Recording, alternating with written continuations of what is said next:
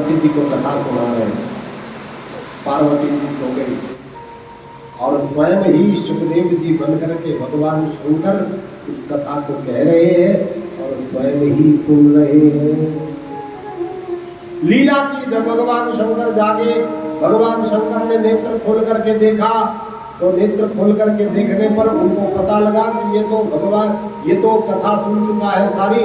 त्रिशूल लेकर के मारने के लिए दौड़े और जब वो दौड़ते दौड़ते उस सुख शावक का पीछा करते हुए वो जब वो अब यहाँ पर अलग अलग बात आती है। कुछ संतों ने बताया कि जो व्यास जी की पत्नी थी उनका नाम घृताची था, और मैंने कई संतों से सुना कि उनका नाम बिटिका था। बिटिका जो है वो भगवान का भजन कर रही थी, या घृताची मान लीजिए, या कल्प भेद में ऐसा मान लीजिए, एक कल्प में उनकी पत्नी का नाम घृताची रहा होगा और एक कल्प में उनकी पत्नी का नाम बिटिका रहा होगा। घृताची भगवान का भजन करने के लिए जैसे ही उसने मुंह खोला, वो सुख शावक और सूक्ष्म बन करके गर्भ में प्रवेश कर गया और 12 वर्ष तक उस गर्भ में रहा। 12 वर्ष तक जब उस गर्भ में रहा, 12 वर्ष के बाद में जब उनको पता लगा कि मेरे गर्भ में कुछ है, तो वेद व्यास जी के पास में जाकर के कहा कि मुझे लगता है मेरे गर्भ में कोई हिल रहा है। वेद व्यास जी ने ध्यान लगा करके देखा तो वो सारी बात को समझ गए, लेकिन जैसे ही उन्होंने देखा कि इसमें तो भगवान शंकर खेल रहे हैं, अपनी पत्नी को धन्यवाद देते हैं कि देवी तेरी वजह से आज मेरा गृहस्थ जीवन सफल हो गया, क्योंकि भगवान शंकर साक्षात तुम्हारे घर में पुत्र के रूप में आने वाले हैं। सुखदेव जी का जन्म होता है। सुखदेव जी का जैसे ही जन्म हुआ, सुखदेव जी को प्रणाम करते हैं। ओम यम प्रव्रजंतम अनुपेतमपेत कृत्यम द्वैपायनो विरह कातर आजुहाव पुत्रेति तन्मयतया तरगोभिनेदो स्तम सर्वभूत हृदयं मुनिमानतोऽस्मि। भगवान शंकर के ही अवतार में सुखदेव जी का प्रादुर्भाव हुआ है। सुखदेव जी को देख करके सुखदेव जी ने अपना कोपिन धारण किया और अपने ही नाल को अपने कंधे पर रख करके वन की ओर जाने लगे। पीछे से पिताजी को दौड़ते हुए देखते हैं तो सुखदेव जी को अच्छा नहीं लगा कि ये तो परम संत है, ये तो भागवत संत है, और इनको इस तरह से शोभा नहीं देता कि ये इस तरह से मेरे पीछे दौड़ रहे हैं। उन्होंने कहा कि पिताजी आपने ये वृक्षों में से उत्तर दिया, हे व्यास जी आप क्यों पीछे दौड़ रहे हैं? बोले अपने पुत्र के लिए पीछे दौड़ रहा है। बोले पुत्र कहीं जा थोड़ी रहा है, भगवान का भजन करने जा रहा है। बोले पुत्रवान कौन है संसार में? जिसका पुत्र भगवान का भगत हो। तो सबसे बड़ा भगवान का भगत तुम्हारा पुत्र है और वो जा रहा है तो उसे जाने दो। बोले तुमको तो कोई पुत्र होते नहीं। बोले हमको तो हजारों पुत्र होते हैं और उन हजारों पुत्रों को हम हजारों पुत्रों को अपने से अलग कर देते। कभी भी उनको, हजारों पुत्रों को कभी भी हमसे अलग होते हुए देख करके हमें रोते हुए देखा? कभी भी रोते हुए? हमारे वृक्षों के पुत्र हैं उनके फल जो है उनके पुत्र, उनसे अलग हो जाते हैं। वृक्ष तो कभी भी नहीं, वृक्ष तो कभी भी नहीं। सुखदेव जी चले गए। पीछे से व्यासदेव जी ने 2 बच्चों को शिक्षित किया और जब वो बच्चे श्लोक गाने लगे तो वो श्लोक गाते हुए वो वहां पर चले गए जहां पर परम भागवत संत श्री सुखदेव जी समाधि में बैठे हुए।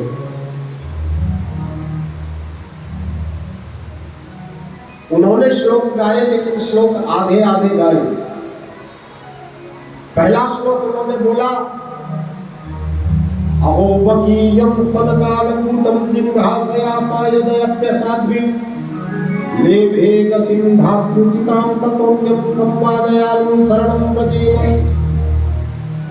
ऐसा कौन दयालु होगा जो अपने को विष देने आई थी उसको भी जिसने मुक्ति प्रदान कर दी। मुक्ति का वर्णन है जिसमें भगवान की दयालुता का वर्णन है। दूसरा उन्होंने श्लोक बोला, पहला श्लोक बोल करके चिप गए, दूसरा श्लोक बोला तो दूसरे श्लोक में भगवान की सुंदरता का वर्णन है। भगवान कितने सुंदर है। वरालपीडं नटवर वपुः कर्णयो कर्णिकारं बिभ्रदपाशः कनककपिशं वैजयन्तीं च मालां रन्ध्रान् वेणोर्धरसुधया पूरयन् गोपवृन्दैः वृन्दारण्यं स्वपदरमणं प्राविशद्गीतकीर्ति।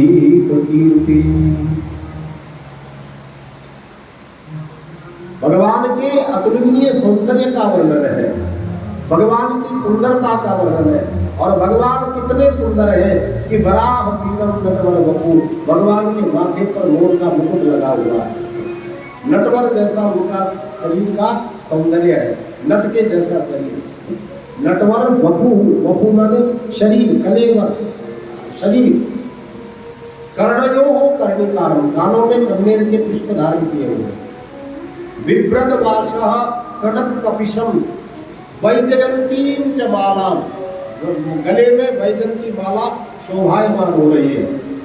रंध्रान वेणोर ढलसुधया पूरयन् गोपवृन्दैः वृंदारण्यम स्वपद रमणम प्राविशद गीत कीर्ति।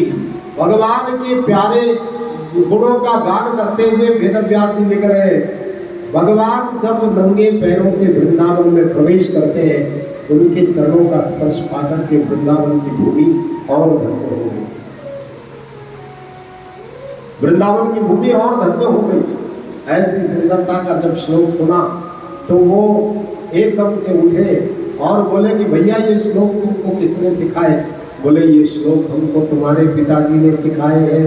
पिताजी के पास में आ गए और पिताजी के पास में आकर के कहने लगे कि पिताजी मुझको भी उन श्लोकों का गायन करना सिखाइए। पिताजी से श्लोक सीखे और पिताजी से श्लोक सीख करके सुखदेव जी तैयार हो गए भागवत का प्रचार करने के लिए।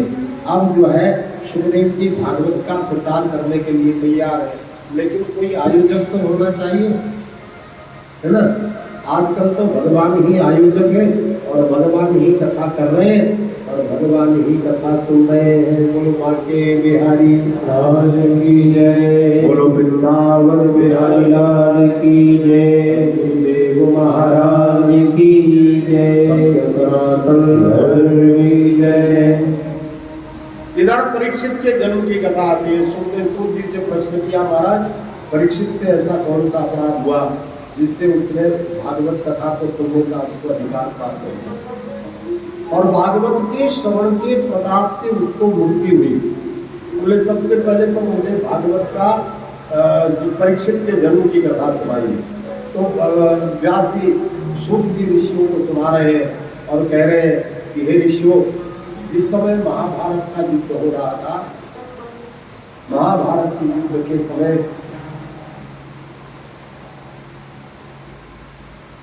चारों तरफ से कौरवों की सेना पराजित हो गई है।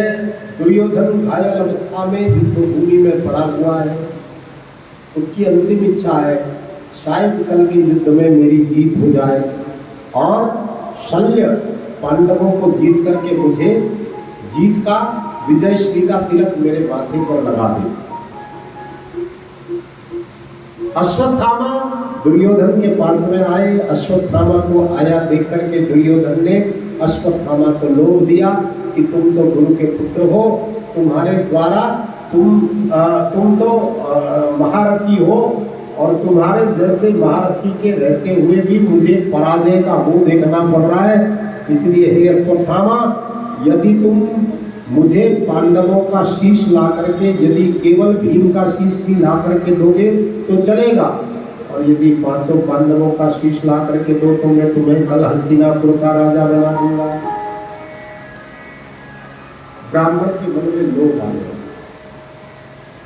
ब्राह्मण के मन में लोभ आ गया। ब्राह्मण पांडवों के शिविर में पहुंचा। भगवान पांडवों को गंगा स्नान के लिए ले गए। पांडवों के पुत्र वहां सोए हुए हैं। पुत्रों को सोए हुए देख करके अश्वत्थामा ने सोचा कि यही पांडव है। उनको ढके हुए सिरों से उनके सिर काट दिए और मस्तकों को ले जाकर के दुर्योधन के चरणों में डाल दिया। दुर्योधन से कहने लगे कि अश्वत्थामा कहने लगे कि हे महाराज, मैंने आपके आज्ञानुसार पांडवों के शीश ला करके आपको दे दिए। दुर्योधन ने जब शीश टटोल करके देखा तो कहने लगा कि दुर्योधन कहने लगा, अश्वत्थामा ये ठीक नहीं किया तुमने, तुम ब्राह्मण हो और ब्राह्मण होकर के तुमने ऐसा कृत्य किया। ब्राह्मण को ये शोभा नहीं देता।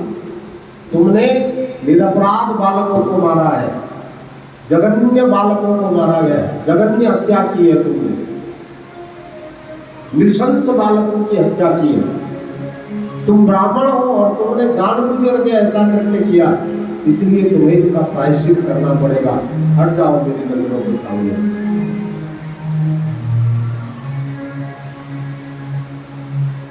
प्रातःकाल जब पांडव लोग आए, उन्होंने अपने पुत्रों को वृद्ध देखा, सबके सब रोने लगे।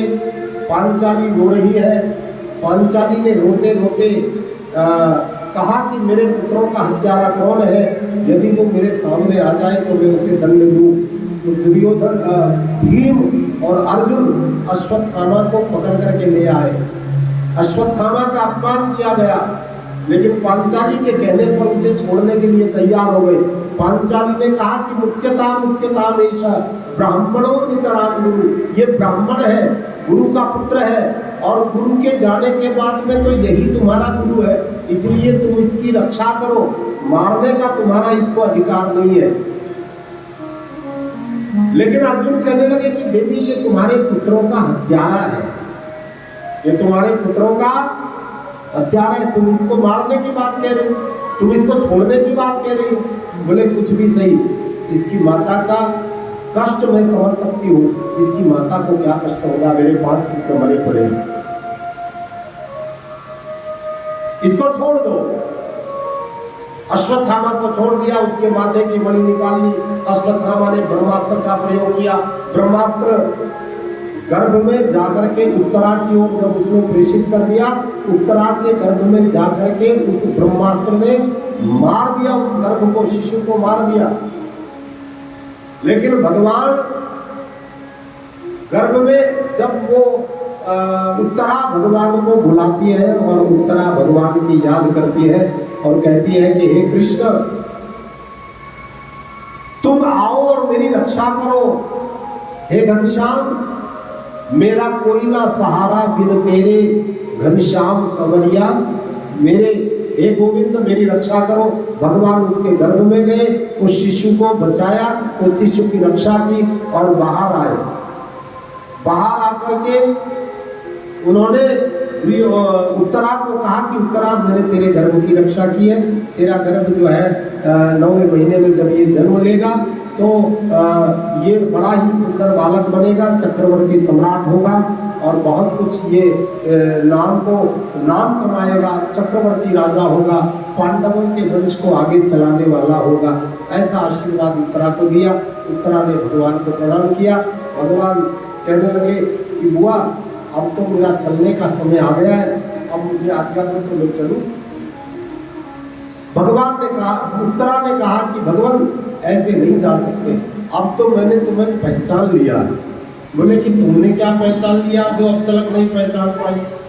बोले जब तुम गर्भ में गए और गर्भ में तुमने मृत शिशु को जीवन दान दिया तो मुझे मालूम हो गया कि तुम ही भगवान हो। अब तक मैं तुम्हारा नाम तो जप रही थी लेकिन तुम्हें पहचान नहीं पा रही। कुंती ने बहुत बड़ी बात कही, हम लोग नाम तो जप रहे, नित्य प्रति जप रहे, लेकिन भगवान को अभी हम जानते नहीं। कुंती कहती है कि महाराज, मैं अब तक आपका नाम तो नित्य कीर्तन किया करती थी, कीर्तन तो करती थी, लेकिन मैं आपके स्वरूप के साथ में ही रह रही थी, लेकिन आपको पहचान नहीं पाई। आज मैंने अपने आपको पहचान लिया है, मेरे प्रभु मैंने आपको। बोले वाह, कैसे पहचाना हुआ? बोले जब आप गर्भ में उत्तरा के गए और गर्भ की रक्षा की तो मैंने पहचान लिया कि ये काम कोई और नहीं कर सकता, ये तो जिसका हम कीर्तन कर रहे हैं वही ये काम कर सकता है। आपने मेरे वंश की रक्षा की है। हे गोविंद, अब मैं आपसे कुछ कहना चाहती हूँ। बोले कहो क्या कहना चाहते हो? बोले विपदा हसंतु न सत्वत तंत्र तंत्र जगत गुरु भवतो यद दर्शनम यच्चात् न अपुनर्भव दर्शनम। हे महाराज, आपके पास में थोड़े से दुख, थोड़ी सी विपत्तियां, थोड़े से कष्ट, थोड़े से संकट, थोड़ी सी परेशानियां और यदि शेष है तो वो मुझे दे दीजिए। संसार भर के सारे कष्ट मुझे दे दीजिए। बोले क्यों? बोले इसलिए, बोले जब हम कष्ट में आए तो आप हमारे पास में आए, लेकिन जैसे ही कष्ट दूर हुए आपने जाने की बात कह दी कि अब मुझे हस्तिनापुर जाना है, अब मुझे द्वारिका जाना है, अब मैं द्वारिका जाना चाहता हूँ। तो महाराज आप ऐसा कीजिए, हमें कष्ट ही कष्ट देते रहिए, आप जाने का नाम मत लीजिए। बोले बुआ ये क्या कह रही हो? तो बुआ ने कहा कि हाँ महाराज, मैं जानती हूं कि आप जगत गुरु हैं, मैं जानती हूं आप जगत गुरु हैं, और जगत गुरु के साथ में जिसने संबंध बनाया उसका जीवन में कल्याण ही कल्याण हो गया। बोलो बाके। कभी कभी हम अपने गुरु से भी संबंध, मैं किसी भी गुरु का कोई भी निंदक नहीं हूँ, गुरु जो है मेरे लिए सभी गुरु पूज्य है, लेकिन भागवत कहती है, भागवत का कथन है कि विपदा संतुन सत्वत तत्र तत्र जगत गुरु भवतो दर्शनम यच्चात् पुनर्भव दर्शनम। भागवत कहती है कि जिसने जगत गुरु से संबंध बना लिया उसको फिर किसी और से संबंध बनाने की जरूरत नहीं है। जिसने जगत गुरु का संबंध पा दिया, कुंती स्वयं कह रही है कि जब से तुम संग लो लगाई मैं बड़ी मस्ती में। मुझे सुख दुख की परवाह नहीं है, तुम सुख भी मुझे प्यारे हैं, दुख भी मुझे प्यारे हैं, छोड़ू मैं किसे भगवान, दोनों ही तुम्हारे हैं। कि नाम महाधन है अपनो, नहीं दूसरी संपत्ति और कमानी। कि नाम महाधन है अपनो, नहीं दूसरी संपत्ति और कमानी। और छोड़ अटारी अटा जग के, हमको कुटिया ब्रज माई बसाने, हमको कुटिया ब्रज माई बसाने। और जब से तुम संग लो लगाई मैं बड़ी मस्ती में हूँ। जब से तुम संग लो लगाई मैं बड़ी मस्ती में हूँ। हाँ, जब से तुम संग लो लगाई मैं बड़ी मस्ती में हूँ। जब से तुम संग लो लगाई मैं बड़ी मस्ती में हूँ। हाँ, कल के तुम संग आस लाई मैं बड़ी मस्ती में हूँ। कल के तुम संग आस लाई मैं बड़ी मस्ती में हूँ। हाँ, मैं बड़ी मस्ती में हूँ जी, मैं बड़ी मस्ती में हूँ। मैं बड़ी मस्ती में हूँ, मैं बड़ी मस्ती में हूँ। जब से तुम संग लो लगाई मैं बड़ी मस्ती में हूँ। जब से तुम संग लो लगाई मैं बड़ी मस्ती में हूँ।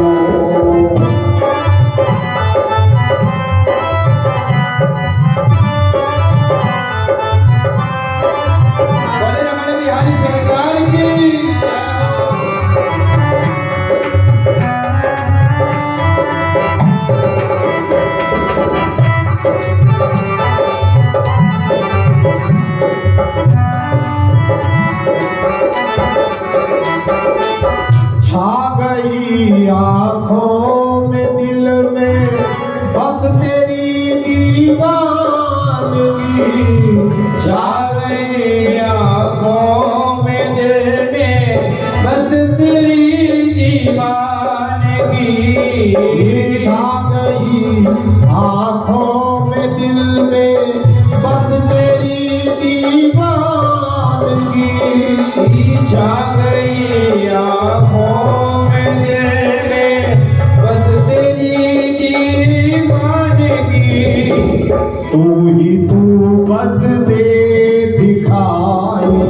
मैं बड़ी मस्ती जय हो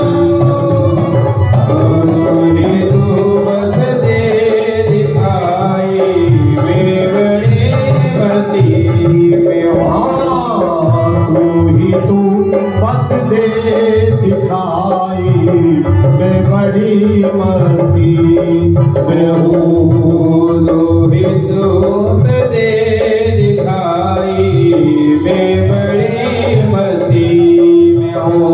हाँ, जब से तुम संग लो लगाई मैं बड़ी मस्ती में हूँ। जब से तुम संग लो लगाई तालियां बजा के मैं बड़ी मस्ती में हूँ। जय हो झूमते हुए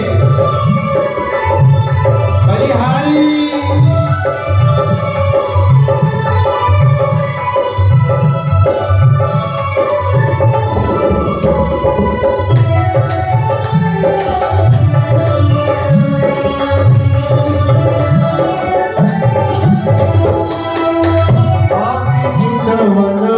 बाकी चितवन सावरा मन मोहिनी सूरत तेरी।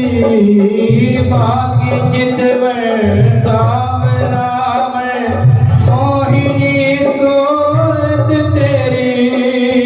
बाकी चितवन सावरा मन मोहिनी सूरत तेरी।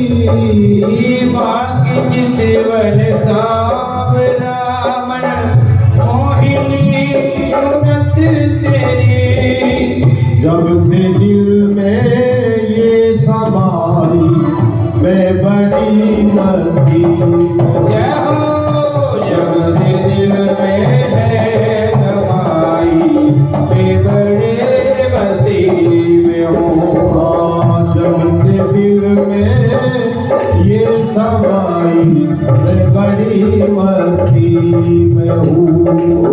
जब से दिल में है समाई मैं बड़ी मस्ती में हूँ। हाँ, जब से तुम संग लो लगाई मैं बड़ी मस्ती में हूँ। जब से तुम संग लो लगाई मैं बड़ी मस्ती में हूँ। हाँ, मैं बड़ी मस्ती में हूँ। मैं बड़ी मस्ती में हूँ। मैं बड़े मस्ती में हूँ। मैं बड़ी मस्ती में हूँ। हाँ, जब से तुम संग लो लगाई मैं बड़ी मस्ती। बलिहारी जब से तुम संग लो लगाई मैं बड़ी मस्ती में हूँ। हाँ, जब से तुम संग लो लगाई मैं बड़ी मस्ती में हूँ। जब से तुम संग लो लगाई मैं बड़ी मस्ती में हूँ। बांके बिहारी लाल की जय। वृंदावन बिहारी लाल की जय। गुरुदेव भगवान। भगवान की जय। कुंती कहने लगी कि महाराज मुझे और कुछ नहीं चाहिए। भगवान कुंती को परम पद का अधिकारी बनाते हैं। भगवान भीष्म पितामह के पास में आए। पितामह भीष्म भगवान को देख करके कहते हैं कि हे प्रभु, वहाँ बड़ा संवाद होता है, बड़ी धर्म की चर्चा होती है। पितामह भीष्म के चरणों में वंदन करने के लिए युधिष्ठिर जी आए। युधिष्ठिर जी को उन्होंने धर्मोपदेश दिया। अब भगवान महात्मा विदुर को कहते हैं कि महात्मन मांगो, क्या मांगना चाहते हो। महात्मा भीष्म जी को कहते हैं कि भीष्म जी मांगो, क्या मांगना चाहते हो। महात्मा भीष्म कहते हैं कि महाराज मुझे तो कुछ नहीं चाहिए। बोले नहीं, आज मैं आया हूं तो तुम्हें कुछ देना चाहता हूं मैं। भगवान दाता है और जब कहीं आते हैं या जाते हैं तो हम अपनी बेटी के यहाँ भी जाते हैं तो कुछ दे करके ही आते हैं। वहां से कुछ लेकर के तो आते हो, कुछ दे करके। तो मैं भी भगवान भक्त, मेरे बच्चे बच्चियां हैं, बेटे बेटियां हैं, और जब मैं इनके पास में आता हूँ तो कुछ ना कुछ दे करके ही जाता हूँ। मांगो क्या मांगना चाहिए। तो उन्होंने मांगा। भीष्म पितामह कहते हैं कि देहांत काले तुम सामने हो, कि देहांत काले तुम सामने हो, बंसी बजाते मन को लुभाते। देहांत काले तुम सामने हो, बंसी बजाते मन को लुभाते। गाता यही नाथ तन को मैं त्यागूं, गोविंद दामोदर माधव। हे कृष्ण हे यादव हे सखे, श्री कृष्ण गोविंद हरे मुरारे, हे नाथ नारायण वासुदेव। जिह्वे पिबत्स्वामृतमेतदेव, गोविंद दामोदर माधवेति। हे कृष्ण हे यादव हे सखे।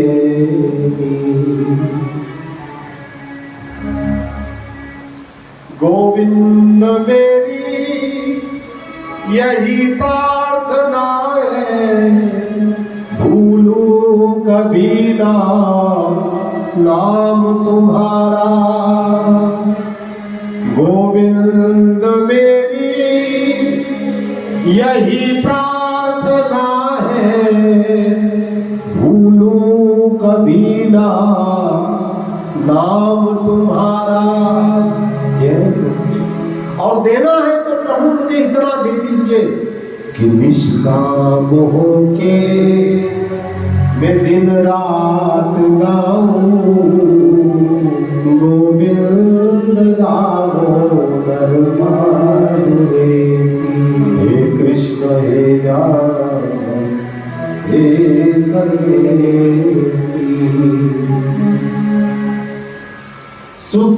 सुखावसाने इदमेव ज्ञेयं, दुःखावसाने इदमेव सारम्। दुःखावसाने इदमेव सारम्, देहावसाने इदमेव जाप्यं, गोविंद दामोदर माधवेति। दुखावसाने इदमेव, सुखावसाने इदमेव ज्ञेयम्। सुख के समय में मुझे कभी भी भूले ना, क्या तेरा नाम न भूले। और दुख में वह सारम, दुखावसाने इदमेव सारम। दुख के समय में भी यदि कोई सार है तो वो क्या है? तुम्हारा नाम। और देहावसाने, जब देहावसान का समय आए तो इदमेव जाप्यम, मेरे मुख में, मेरी जिह्वा पर एक जप होना चाहिए महाराज। क्या? गोविंद दामोदर माधवेति।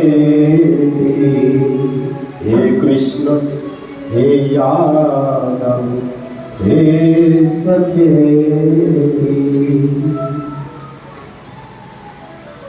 सुख के समय में यही सार है, दुख के समय में यही ज्ञात है, देह के अवसान के समय में यही जाप है कि गोविंद दामोदर।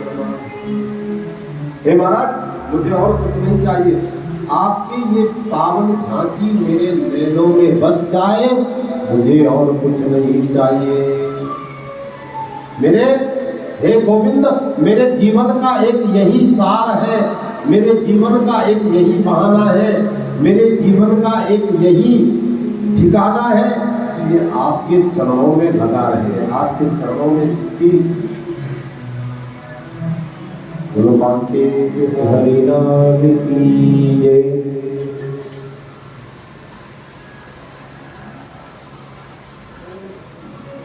महात्मा भीष्म जी का आत्मा, महात्मा भीष्म जी की जो आत्मा है वो भगवान के चरणों में लीन हो गई।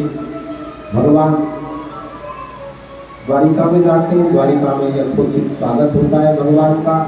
अर्जुन को वापस भेज देते हैं। परीक्षित जी का जन्म होता है। परीक्षित जी के जन्म के समय परीक्षित जी रोए नहीं, बल्कि बैठ करके ये देखने लगे कि जिसने मेरी गर्भ में रक्षा की थी वो कहाँ है। भगवान को आना पड़ा, भगवान को दर्शन देना पड़ा। तब भगवान के दर्शन देने पर परीक्षित जी रोए। परीक्षित कौन है? जिसकी परीक्षाएं हो चुकी हैं वो परीक्षित, जिसकी परीक्षा होती है वो परीक्षित। अच्छा, परीक्षा का परिणाम क्या होता है? परीक्षा कोई दुख देने के लिए नहीं होती है। परीक्षा किस लिए होती है? परीक्षा पार करने के लिए होती है। एक आयाम पार करके दूसरे आयाम में प्रवेश करने का नाम क्या है? परीक्षा। ऐसे ही भगवान हमारी कोई परीक्षा लेते हैं तो परीक्षा को पार करने का, एक कक्षा में उत्तीर्ण होकर के दूसरी कक्षा में जाना ही परीक्षा कहलाती है।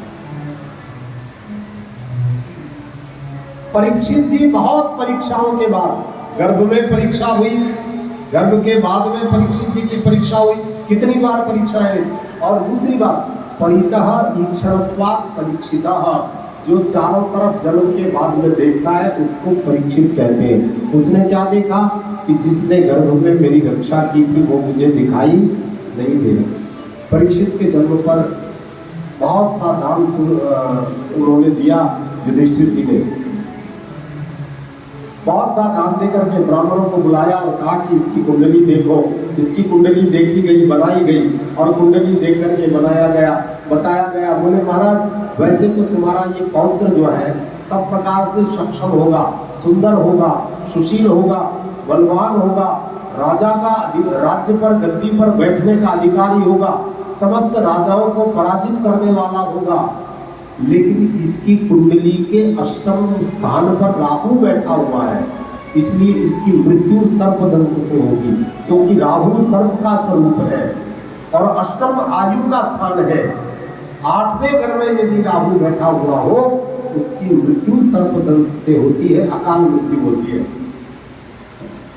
शरद पूर्णिमासी के दिन नंदगांव में एक बहुत ही भजनानंदी संत रहते थे। हम जब छोटे छोटे से थे उनसे मैथमेटिक्स पढ़ा करते थे। बहुत ही विद्वान थे, बहुत ही विद्वान थे। मैथमेटिक्स के तो जादूगर थे, बहुत ही विद्वान थे और बहुत ही भजनानंदी थे।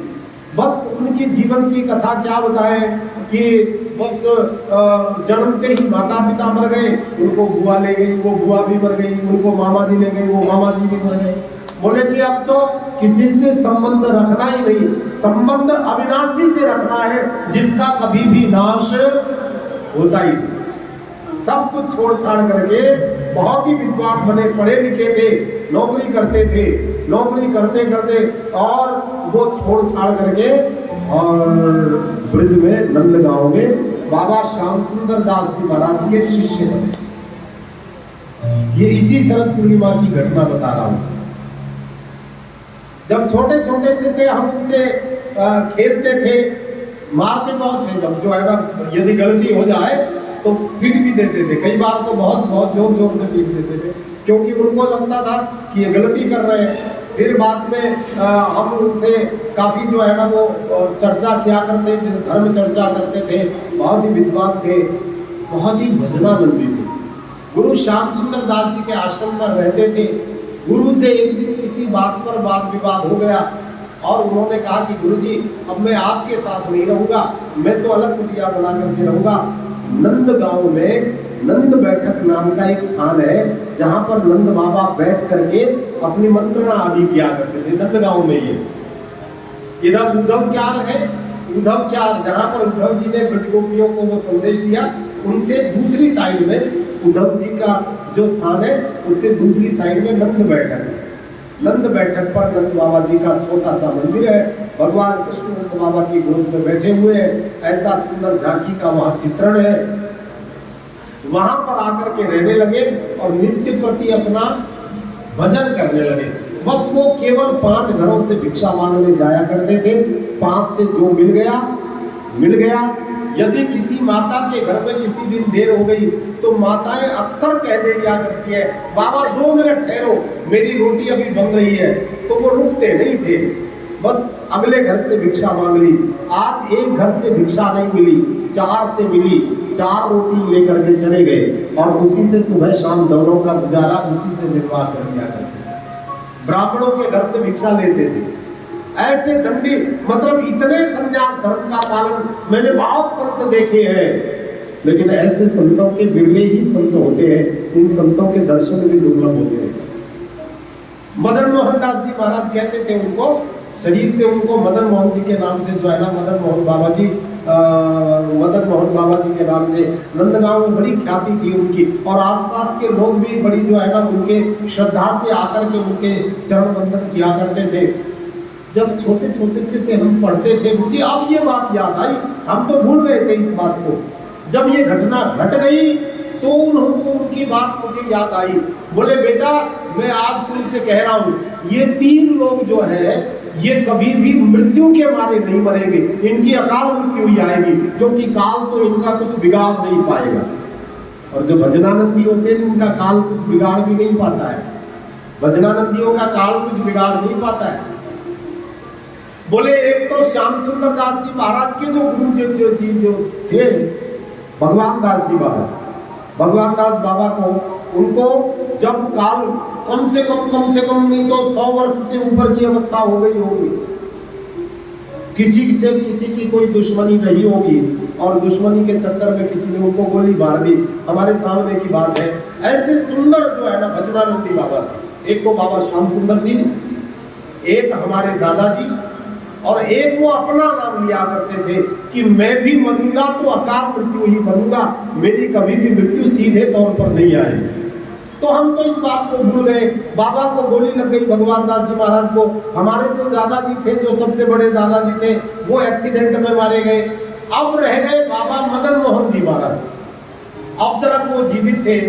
और इसी शरद पूर्णिमासी को खीर का प्रसाद बनाया, खीर का प्रसाद बना करके भगवान चंद्रमा को भोग लगा करके सबको प्रसाद बांटा, और सबको प्रसाद बांट करके हमारे ही परिवार के एक महेश पंडित जी जो है वो आपके सामने इस कथा में भी एक बार यहाँ पर आए थे। महेश जी से चर्चा हो रही थी, चर्चा होकर के जब वो अपने आश्रम पर गए और रात्रि को विश्राम के समय जब अपने कक्ष में गए तो जैसे ही बिस्तर पर लौटे, बिस्तर पर सांप बैठा हुआ था, सांप ने उनको दंश कर लिया और सर्प दंश से बोले कि महाराज क्या किया जाए, चलो दवाई देने वाले बहुत लोग हैं, हमारे यहाँ ऐसी ऐसी दवा देने वाले लोग हैं कि सर्प, महराना गांव है, महराने में वो तुरंत चीर फाड़ कर देते हैं और चीर फाड़ करके विष को निकाल देते हैं, व्यक्ति को कुछ भी नहीं होता। बोले चलो महराना ले चलते हैं, आपको कोसी ले चलते हैं। बोले भैया ये तो बहाना है मेरा जाने का, अब मैं ना तो कोसी जाना चाहता ना महराने जाना चाहता, आज मुझे कालिए ने स्वयं डसा है, तो अब मैं अब जीवित रहना नहीं चाहता। ऐसा कहकर के अपना शरीर स्वयं बैठ करके समाधिस्थ हो गए, समाधि में बैठ करके शरीर त्याग दिया और शरीर त्याग करके वो अपने जो है ना धाम की, स्वधाम की लीला में चले गए, भगवत धाम लीला में प्रवेश कर गए। ऐसे संत महाराज, उनको हम वंदन करते हैं, हम उनके साथ में खेलने का सौभाग्य प्राप्त हुआ, हमें उनसे कुछ शिक्षा ग्रहण करने का सौभाग्य प्राप्त हुआ और हमें उनके साथ में बैठ करके सत्संग चर्चा करने का। तो ये बात जो मैं कह रहा हूँ आपको, ये इसलिए कह रहा हूँ, महात्मा भीष्म जी भगवान के चरणों में विलीन हो गए, ऐसे ही संत लोग भगवान के चरणों में विलीन होते हैं। अब आगे की कथा में जो है ना मैं वर्णन कर रहा था आपके सामने कि परीक्षित जी का जन्म हुआ, परीक्षित जी का जन्म होता है। राजा ने बहुत सा दान दिया और बताया कि इनके अष्टम स्थान पर राहु बैठा हुआ है।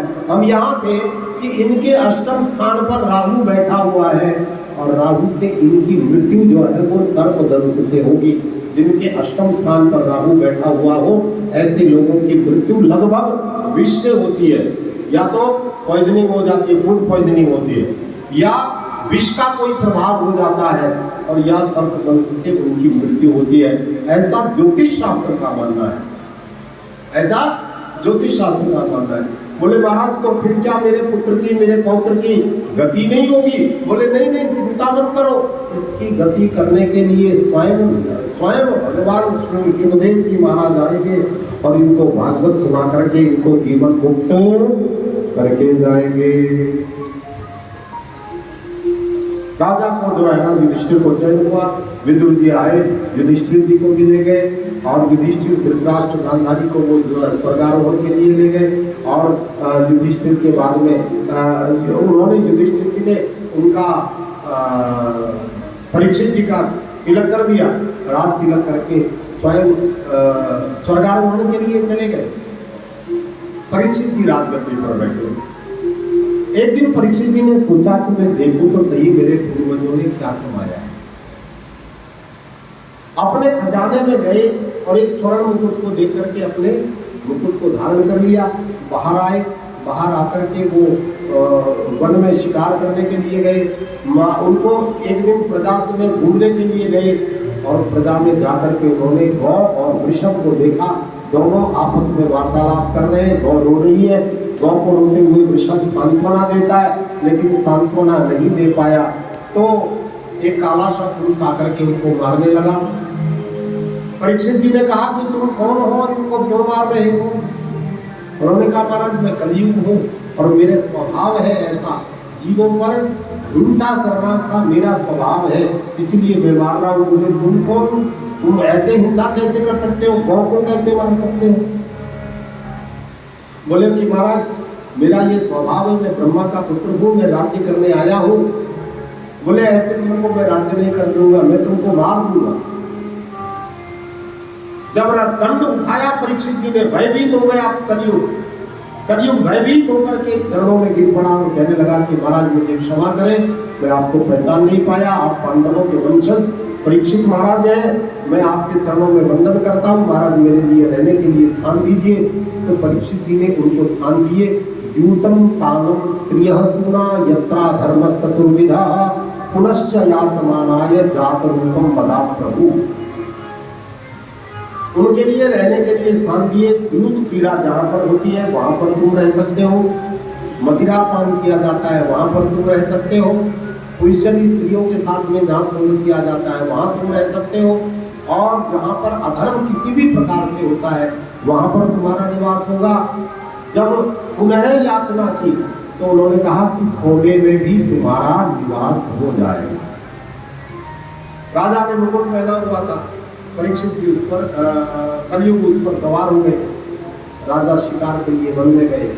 समीक ऋषि के आश्रम पर, शंगी ऋषि के आश्रम पर पहुंचे। समीक ऋषि के आश्रम पर पहुंचे। समीक ऋषि ध्यानस्थ थे, राजा का सम्मान सत्कार नहीं कर पाए।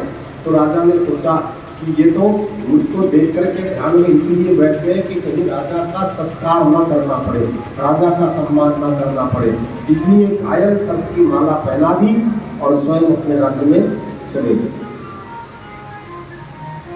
कुछ बालक जो वहां खेल रहे थे उन्होंने शंगी को जाकर के बताया, जो समीक के पुत्र थे, कि तुम्हारे पिता का अपमान किया है एक दुष्ट राजा ने, तुम्हारे पिता के गले में घायल सर्प की माला पहना दी है, मृत सर्प को। जब ऐसा उन्होंने समाचार पाया तो क्रोधित हो गए शंगी ऋषि, अपने हाथ में जल दिया और उसको छिलक करके बोले कि इति लंघित मर्यादम तक्षको सप्तमे हनि दंशति समकुलांगारम चोदितो में ततद्रुहम। इस दुष्ट ने मेरे पिता का, जिस दुष्ट ने मेरे पिता का अपमान किया है, इसने मर्यादा का उल्लंघन किया है। आज के 7वें दिन तक्षक उसको डस लेगा और उसकी मृत्यु हो जाएगी। सभी ऋषि के पास में आगे शंगी वो घायल सर्प की माला उतार करके दूर फेंक दिया और पास में आकर के रोने लगे। शंगी और समीप में वार्तालाप होता है। बताया कि महाराज मैंने जिसने तुम्हारा अपमान किया मैंने उसको शापित कर दिया है। तो समीप ऋषि ने कहा कि बेटा तुम्हें ऐसा नहीं करना चाहिए। शमीक ऋषि ने कहा कि जाओ और तुम उनको संबोधित करो। शमी ऋषि गए और उनको संबोधित किया और संबोधित करके कहा कि आज के 7वें दिन तुम्हारी मृत्यु हो जाएगी। आज के 7वें दिन तुम मृत्यु के ग्रास हो जाओ, इसलिए अपनी मुक्ति का कोई उपाय सोचो। राजा सब कुछ छोड़ छाड़ करके बाहर अपने ब्राह्मणों के पास में गए। बोले कोई यज्ञ कराओ। बोले कोई ऐसा तो यज्ञ नहीं है जो 7 दिन में तुम्हें मुक्ति प्रदान करे। तपस्वियों के पास गए। बोले कोई तपस्या बताओ। बोले ऐसी कोई तपस्या भी नहीं जो 7 दिन में तुम्हें मुक्त कर दे। ऐसी कोई तपस्या भी नहीं है जो 7 दिन में तुम्हें। तो अंत में गंगा के किनारे पर सुखदेव जी बैठ गए और बैठ करके कहने लगे कि अब तो जैसे ठाकुर जी मुझे ले चलेंगे वहीं मैं जाऊंगा, जहाँ ले चलोगे वहीं मैं चलूंगा, और जहाँ नाथ रख दोगे वहीं मैं रहूंगा। जब ऐसी वृत्ति हो जाए, जब वृत्ति इतनी एकाकार हो जाए, तो समझ लेना कि परमात्मा अब कृपा करने वाले हैं। बोलो बाके जहाँ ले चलोगे वहीं मैं चलूंगा, जहाँ ले चलोगे वहीं मैं चलूंगा, जहाँ ले चलोगे वहीं मैं चलूंगा, जहाँ ले चलोगे वहीं मैं चलूंगा। जहाँ नाथ रख दोगे, जहाँ नाथ रख दोगे वहीं मैं रहूंगा, जहाँ ले चलोगे वहीं मैं चलूंगा, जहाँ ले चलोगे वहीं मैं चलूंगा। जय हो।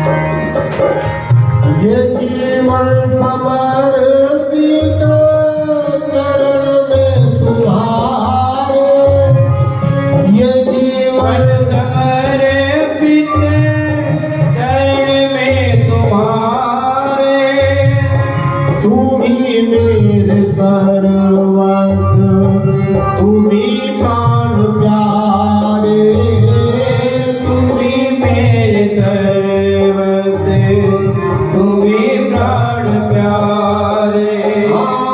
तुम्हें छोड़ कर मैं, तुम्हें छोड़ कर मैं किसको कहूँगा, जहाँ ले चलोगे वहीं मैं चलूँगा, जहाँ ले चलोगे वहीं मैं चलूंगा, जहाँ ले चलोगे वहीं मैं चलूँगा, जहाँ ले चलोगे वहीं मैं चलूंगा।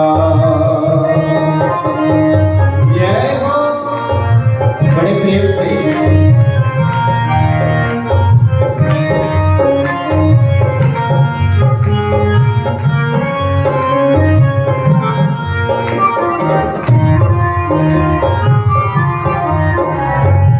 हरि बोल।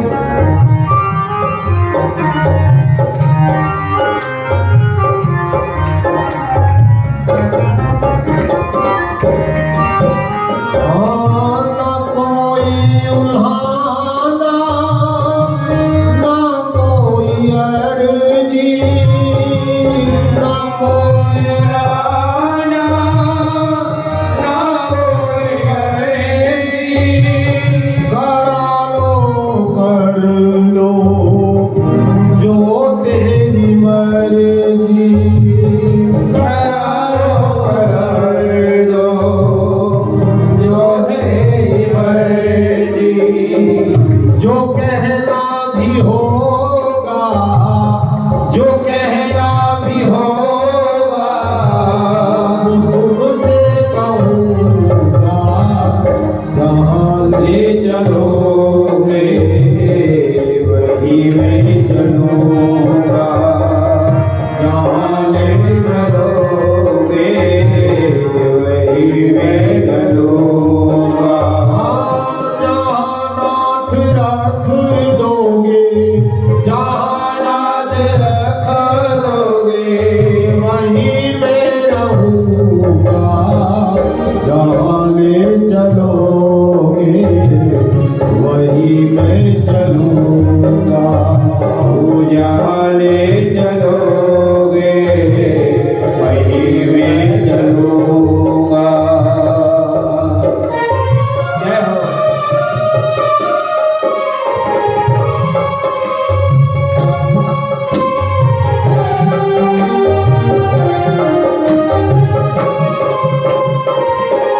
हरि बोल। बलिहारी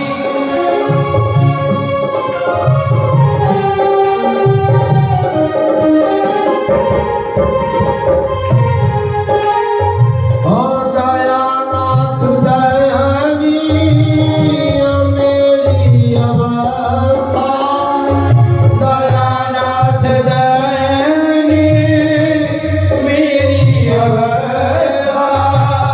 तेरे हाथ में है मेरी सारी व्यवस्था। तेरे हाथ में मेरी सारी व्यवस्था।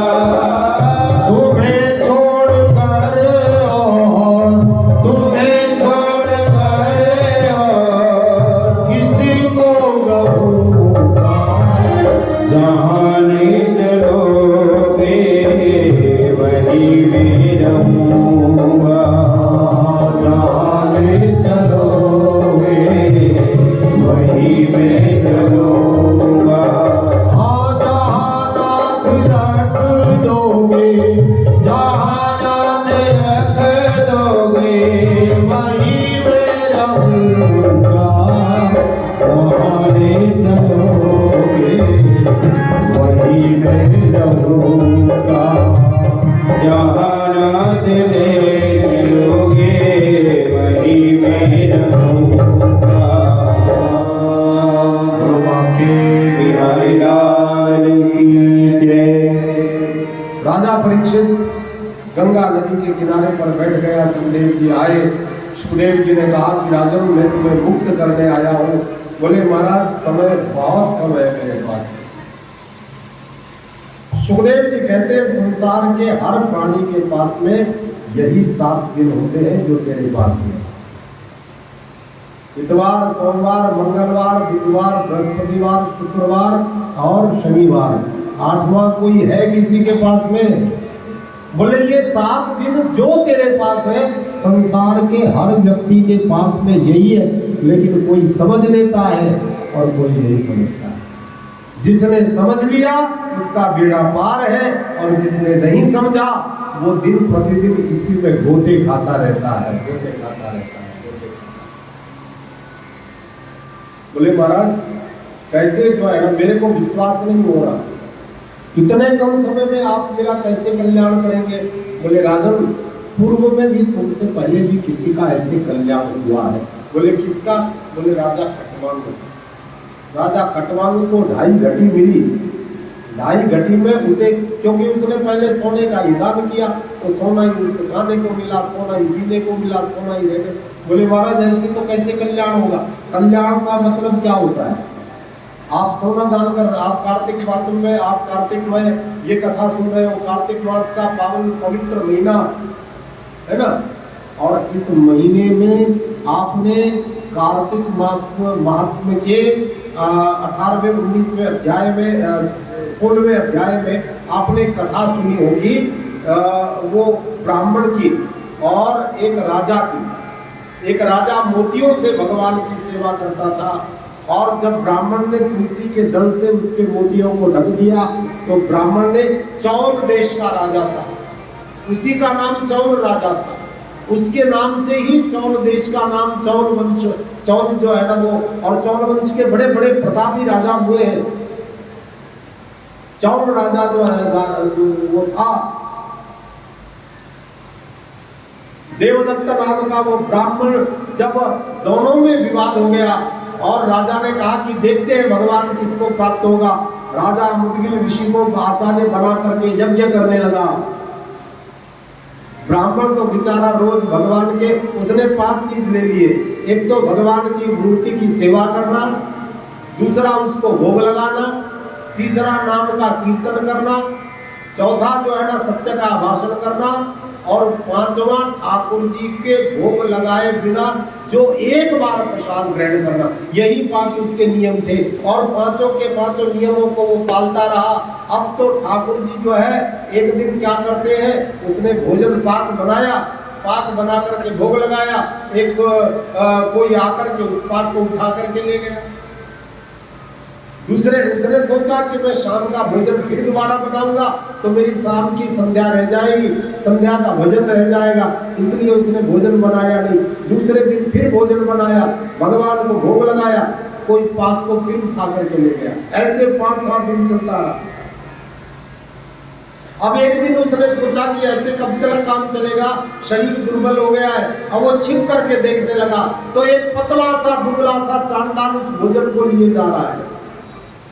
पीछे से वो घी का कटोरा लेकर के जा रहे हैं। बोले महाराज ऐसी कथा नामदेव की भी आती है, ऐसी कथा नामदेव की। नामदेव ने पकाई रोटी, कुत्ते ने उठाई, पीछे घी का कटोरा लिए जा रहे। बोले रुकी तो ना खाओ प्रभु, घी तो लेते जाओ, काहे सकल बनाई तुमने स्वान की, और मुझे ओढ़नी उड़ाई इंसान की, मुझे ओढ़नी इंसान की उड़ा दी, और आप स्वाद की शकल बना करके ये सूखी रोटी लेकर के जा रहे हो। महाराज घी का कटोरा तो लेते जाओ। अब जो है ना जैसे वो दौड़ रहे थे, अचानक क्योंकि भोजन कई दिनों से नहीं मिला था, भोजन कई दिनों से नहीं मिला था, तो मूर्छित होकर के गिर पड़े। और जब मूर्छा खुलने पर देखा तो भगवान पीताम्बर से उनके अश्रुओं को पहुंच रहे हैं, उनके श्वेत करों को पहुंच रहे हैं। भगवान ने विमान में बैठाया और विमान में बैठा करके राजा के पास से जब ले गए, राजा ने कहा कि बुद्धगण ऋषि को, बोले महाराज मैं तो ये यज्ञ कर रहा था, ये ब्राह्मण पहले चला गया तो मेरा यज्ञ तो बेकार हो गया। तो राजा ऋषि ने भी अपनी चोटी उखाड़ करके यज्ञ कुंड में डाल दी। बोले कि तुझे भी भगवान के दर्शन, फिर भगवान उसको भी दर्शन देते हैं, दोनों को मुक्त करते हैं और दोनों को अपने द्वारपाल बनाया। उन्होंने जय जो भगवान के द्वारपाल जो है ना, अपने जो है ना वो बनाया। पुण्यशील और सुशील नाम के जो द्वारपाल बने वो दोनों के दोनों राजा और वो ब्राह्मण बने। तो यहाँ पर तो पत्रम पुष्पम फलम तो यम योगे भक्ते आते हैं। भगवान का भजन कैसे करना, मणियों से भजन होगा ये कोई जरूरी नहीं है। राजा ने मणियां आदि तो छोड़ दी और मणियां छोड़ करके मणि मोती प्रवाल राजा कोष धन संग्रह आदि छोड़ करके नदी के किनारे आ गया, बैठ गया।